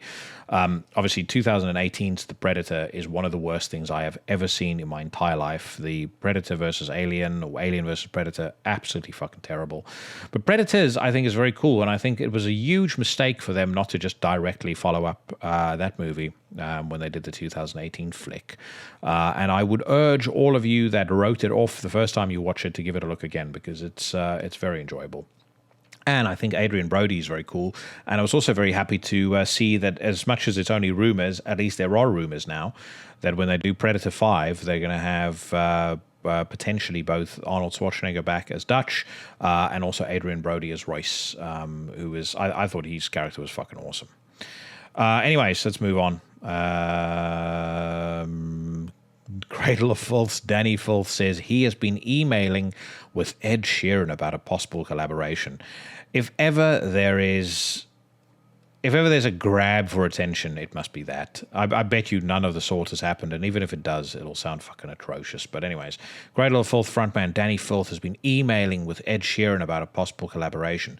Filth broke the news about potentially working with a 30-year-old singer-songwriter who's one of the most successful musicians on the planet during an interview with Corrap Radio breakfast show host Sophie Kay backstage at this weekend's Bloodstock Open Air Festival in the UK. Asked whether the recent rumours that he might work with Sheeran could be true, Danny said, "I've actually been emailing with him. He actually touched base with me. I've been invited up to his place." Any person who uses the phrase touched base in regular conversation is a fuck face. Well, he said he could come down to mine, but I pointed out to him that I don't own my own bar or village, and it would be better if I went there. He said he'd do anything, he added. Quite literally. He said he's a massive fan. He seems like a genuinely very nice guy, actually. Yawn, McYawn. I always thought that Danny Filth is... I'm not one of those people that, is going to make a big deal about people being false, but Danny Filth is as false as they come. Watch Guns N' Roses perform in Missoula, Montana. I point this out because if you're watching this on the YouTube, you will see that Slash is sporting a Slayer t-shirt, which is interesting. Wouldn't have thought him to be a Slayer fan, but either way. Let's see what else. Live Nation will require vaccines or negative COVID-19 tests from artists and concert goers. I bet that my friend Alan Averill is going to have a lot to say about this. Live Nation Entertainment, one of the country's largest concert and ticketing companies, will require all artists and concert goers to show proof of vaccination or a negative COVID-19 test starting in early October, the company announced. Vaccines are going to be your ticket back to shows, and as of October 4th, we will be following the model we developed for Lollapalooza and requiring this for artists, fans, and employees at Live Nation's venues and festivals everywhere possible in the US. Live Nation Entertainment President and CEO Michael Rapino said in a statement. So I bet that that's going to work out really, really well, especially because in the States, from what I could tell, you don't actually have a digital passport the way that we have here in the UK, where you have an app that's hardwired or hard linked to you and you can see whether you've had the vaccines. Over there, you've got a little piece of paper that seems to me like you could pretty comfortably forge it. But then the other thing, as Alan has pointed out in his very excellent Agitators Anonymous podcast, are you going to have medical staff, medical professionals, etc., there to check on these things properly? Or are you going to have to provide training to people? If you're going to have to do that, how much extra is it going to cost?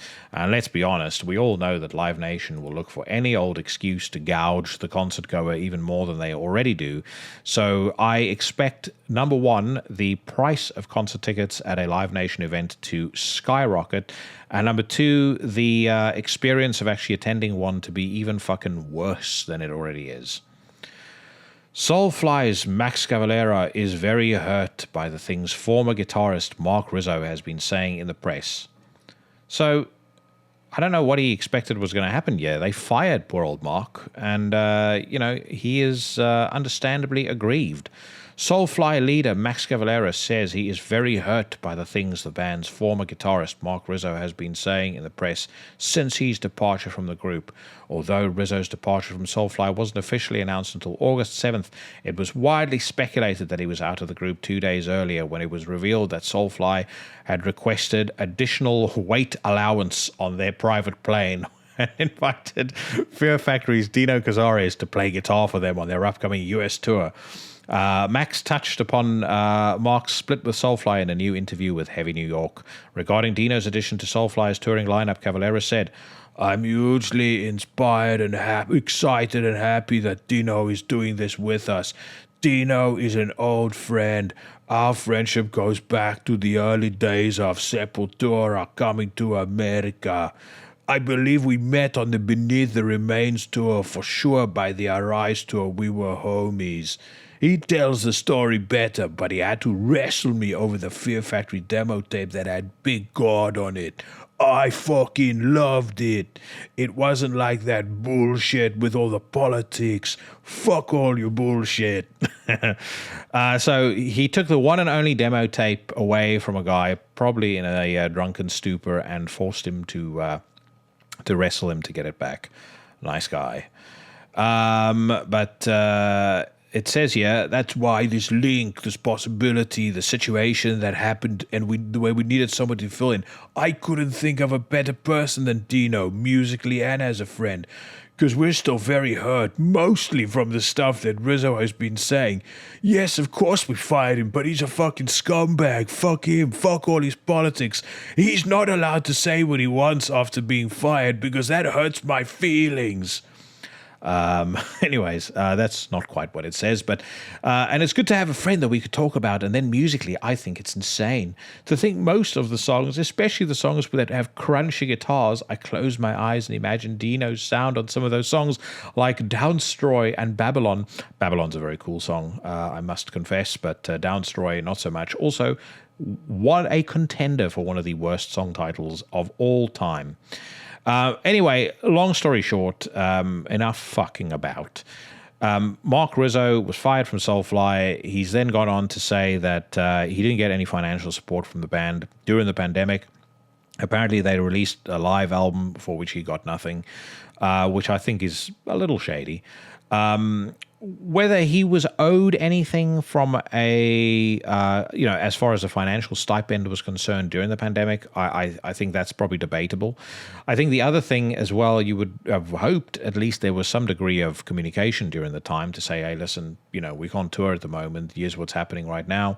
We had at least something to go, like, you're a valued member of the team, Mark, and, we're going to try this. But it doesn't seem like that was the case either. So I kind of feel like Rizzo is 30% wrong, and the rest of Soulfly, Max and Gloria in particular, are 70% wrong. I've said it many times before. I can't stand Gloria in particular. I think Max is not the brightest man that there is, and I think unfortunately he is.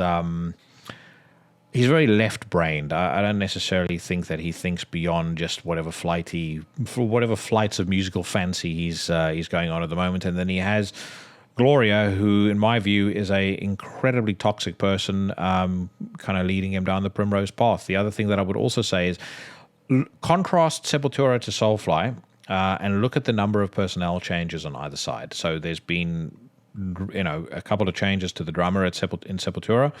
There has been myriad changes on Max's side. I kind of feel like it's one of those scenarios where at some point he needs to look himself in the mirror and go, it's not them, it's me.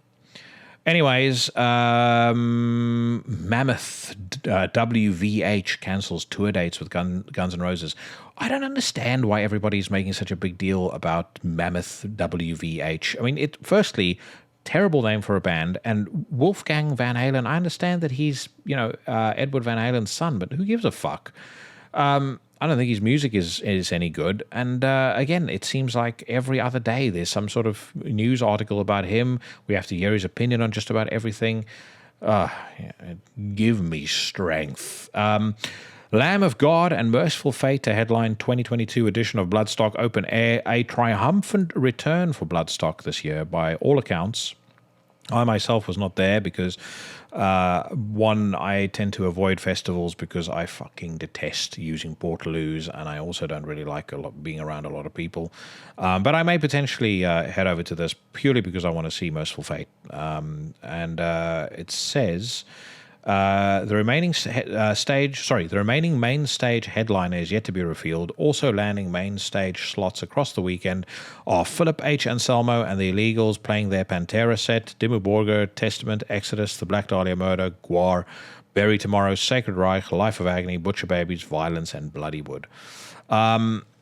It's a pretty formidable lineup, and I dare say that Vicky has been pretty smart in the way that she's played things.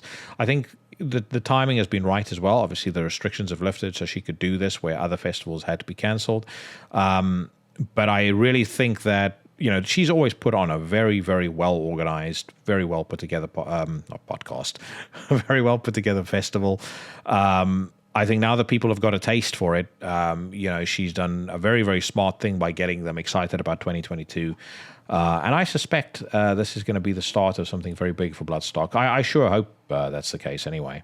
I think that if anybody deserves it, she does. Same deal for Gavin from Damnation. And Gavin, if you're listening to this, expect me to hit you up, not necessarily for a freebie, but the old scalper ticket for Jackson would be good, because I really do want to see that Paradise Lost Gothic set. Metallica's official podcast gets release date. More details announced. I don't know why they're getting into the podcast game when Into the Necrosphere already rules the roost when it comes to metal podcasts. And then finally, Sebastian Bach. Every American should be mandated to be vaccinated and also receive exactly the same amount of Botox that I've had injected into my face in the last 5 years. I said it a while back, but he really does look like he was attacked by a swarm of wasps. Fucking what an absolute pleb. All right, folks, that is the news done for this week. And if the news is done, that means that I am done for this week. Thank you very much to Aaron Aedy of Paradise Lost for coming on the show. Make sure that you check out At the Mill, their new live album. Also, make sure you check out Deconsecrate by Aenigmatum, my album of the week. And make sure that you get your asses back to the podcast again next Tuesday. I'm recording the episode for next week this evening. I shan't name any names yet, but it's going to be a good one. I'm very confident of that. I want to play out right now with a song that I mentioned earlier in the week, or not earlier in the week, earlier on the show.